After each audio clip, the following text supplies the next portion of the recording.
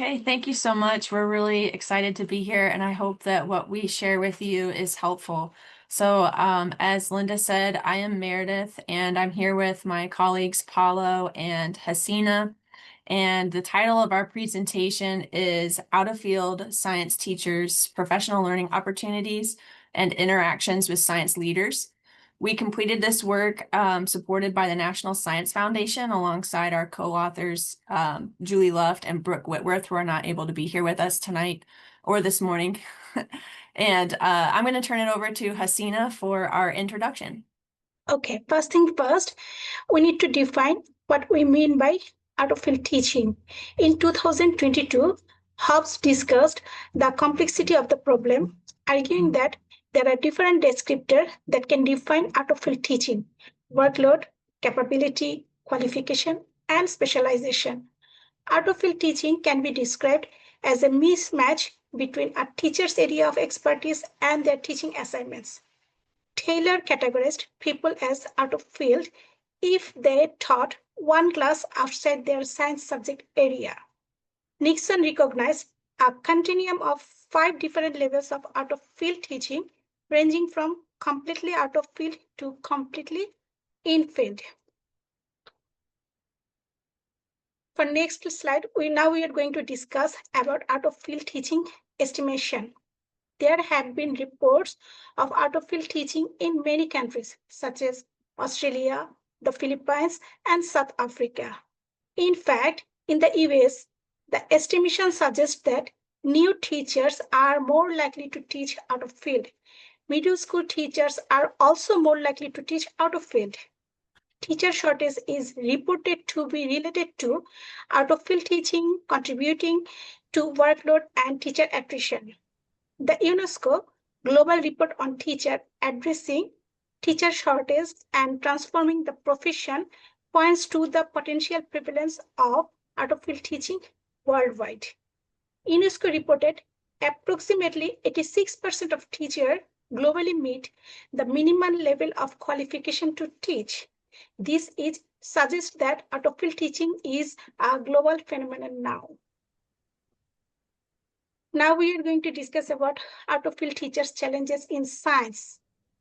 Science education reforms are continually happening around the globe, and present it's a challenge for experienced teachers as well as new teachers, and even more so with out-of-field teachers. For example, science teachers in the US are transitioning a new vision of science learning that is practice-focused and concept-rich. That focuses on doing science while knowing science and recognize cross-cutting concept. This new vision of science is difficult even for experienced teachers and ill-fit teachers. So it can be specifically difficult for the teachers who are out of field, who may not have content and pedagogical content knowledge to implement this new vision of teaching. Thus, it is clear that out-of-field teachers and especially newly hired science teachers need specific support through both professional learning opportunities and interaction with science leaders at the school and district level. Now, Meredith will handle the next part. All right, and so this leads us to thinking about how teacher learning supports these shifts in instruction. And research has shown that newly hired science teachers benefit from a variety of formal and informal professional learning opportunities. These can include interactions with their colleagues and mentors and district science leaders, in addition to professional learning opportunities related to their curriculum and instructional materials. And so our study is interested in learning more about how different professional learning opportunities out-of-field teachers experience relative to their in-field counterparts, and specifically about how their interactions with district science leaders might differ, which leads us to our research question. Our question, how, if at all, do in-field and out-of-field newly hired science teachers engage in different professional learning opportunities? And to investigate this, we used the definition for out-of-field levels using Nixon's categorization. We recognized 5 different categories varying from completely in-field to completely out-of-field. And as defined by Nixon, we compared teachers' educational background. So if they had a major or a minor in a particular subject area to the classes that they teach. For example, if a teacher has a university degree in secondary science education in chemistry, who teaches physical sciences, which includes concepts from physics and chemistry, and also teaches biology classes that are not specifically closely related to chemistry, it would be considered mostly out of field. For our participants, we had 32 participants, and there are 3 things that I want to point out about our teachers. First, most of our teachers were out of field. So 65% of our participants taught half or more than half of their courses, and they were considered out of field due to their background in science. Second, most of the participating teachers were in their first 3 years of teaching, so they're all relatively newly hired science teachers. And then third, most middle school teachers were out of field, and this happens because middle school teachers tend to teach a variety of disciplines, and many don't have formal educational experience like a university major or minor in all of those specializations that they're teaching. The data used for this study was collected as part of a larger study, and the analysis followed a multiple methods approach. So our data collection occurred over the course of 1 school year with an initial survey followed by 5 different interviews. And the survey collected participants' demographic data, including their years of experience, their educational background, and their current teaching assignments. During the initial interview, participants shared about the frequency and nature of their professional learning opportunities, including their interactions with district science leaders. And then 3 separate times throughout this school year, we conducted a week in review interview that captured recent professional learning opportunities and recent interactions with district science leaders. And then finally, at the end of the year, teachers had an opportunity to summarize and reflect on their professional learning opportunities and interactions with science leaders throughout the school year. For our analysis, we first used the information that teachers reported in their initial survey to determine their out-of-field status using Nixon's classification. Then a team of graduate students and a postdoc went through iterative rounds of coding of the week in review and the end-of-year interviews to develop a code book that captured participants' professional learning opportunities and their interactions with their district science leaders. And once that code book was finalized, we rotated and partner coded to come to consensus on each participant's professional learning opportunities and interactions. And then finally, 2 researchers have been using thematic analysis to determine themes across and within the out-of-field status levels regarding teachers' experiences with professional learning opportunities and their interactions with district science leaders. And Paulo is going to take over to share our findings. Yeah, so our first finding is related to the professional learning opportunities they attended to. And what we could see is that from the distribution, so looking at minimum and maximum and also the average of this number of professional learning opportunities, the number of this professional learning opportunities attended by these teachers is very spread. They have very similar means, but also very similar minimum and maximum values. And then when we look at the topics of this professional learning opportunities they attended to, a qualitative analysis revealed that they also do not vary across out-of-field levels. So the professional learning opportunities attended by our participants approach different topics, such as analyzing student data, classroom management, supporting diverse students, and general instructional tools that are useful to any teacher and are often not specific to science.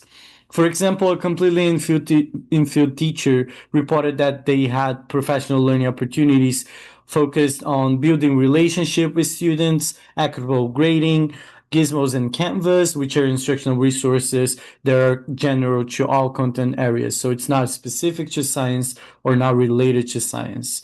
A completely out-of-field teacher attended professional learning opportunities focused on classroom management, testing, and different ways to teach. So you can see that these topics, they vary all across. They're not actually specific to science, or also they do not vary throughout the out-of-field levels. Our second finding is related to this topic. So what we could see is that even though these teachers they had access to the same topics within their professional learning opportunities, what grabbed our attention is that our out-of-field teachers recognize they're not getting science-specific professional learning opportunities, so they express their need for this, arguing that they wanted professional learning opportunities that were focused on how to teach science or help them with specific content topics they were going to teach. One completely out-of-field teacher reported that if they're teaching a class that is out of field, they need help, like doing the demonstration or tools to help students. And a mostly out-of-field teacher, on the other hand, stated that they have been choosing specific science professional learning opportunities to help with instructional breakdown to meet standards to specific out-of-field content that is going to be tested.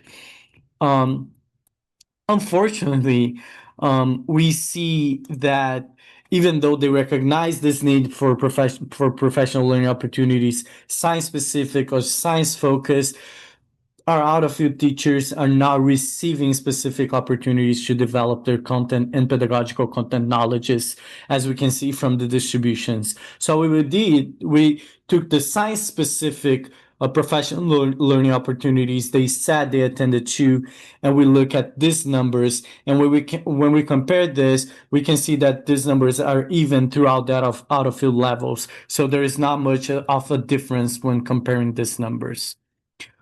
And then for our third and final finding about these interactions that we were talking about with this district science leaders, we found out that these interactions that our newly hired science teachers had with their district science leaders, the number of these interactions between these teachers and their leaders do not vary also across the out-of-field levels. And our qualitative analysis showed that the frequency of these interactions actually vary even with considering one teacher throughout the school year, right? For example, we had a completely out-of-field teacher that stated that their interactions with their district science leaders depended on her availability. So this teacher recognized that their district science leader has a lot of roles. She needs to do a lot of stuff, and it's not like only providing them support. But then it really depending on her availability, these interactions vary from none to 3 times a week. And when it comes to the nature of these interactions, while we did not see an overall difference between in-field and out-of-field teachers' interactions with district science leaders, we saw a nuance in the nature of these interactions when they're one-on-one. So when an out-of-field teacher met with their district science leaders, they reported that district science leaders helped them with content they did not master. For example, a mostly out-of-field teacher with a degree in biology stated that their district science leader helped them with geology, offering a crash course, and helped them navigate the content. And a completely out-of-field teacher stated that they never have done a dissection lab before. And because of that, the district science leader showed up and co-taught the lab with them, showing the support and offering them this individual support. All right, and so our research question, just as a reminder, was how, if at all, do in-field and out-of-field newly hired science teachers engage in different professional learning opportunities? And there are 3 points that we want to emphasize in our discussion. And the first point is that we did notice that newly hired science teachers are, in fact, engaging in a variety of different learning opportunities. And these range in the number and types of opportunities, as well as the topics that they discussed within each opportunity. And while this is beneficial, we also noticed that out-of-field teachers are not receiving any specific differentiated support relative to their in-field peers. And so out-of-field teachers are engaging in the same number of type of and topics of professional learning opportunity, which highlights a missed opportunity to support newly hired science teachers who are out of field. And our second point of discussion is that we noticed the one-on-one environments And the one-on-one interactions with district science leaders and other peers and mentors provide powerful learning opportunities where they get support to meet instructional needs of out-of-field teachers. And this aligns with the research that suggests teachers learn in a variety of ways and through a variety of professional learning opportunities, including those one-on-one interactions. And finally, from the literature, we know that being out of field can hinder teachers' development and can ultimately impact student learning. And this may make it more difficult for out of field teachers to progress through the levels of career development and even later progressing through their professional trajectories, which leads us to our implications. So our study adds to what we know about newly hired science teachers and highlights the need for additional research specific to out-of-field teachers.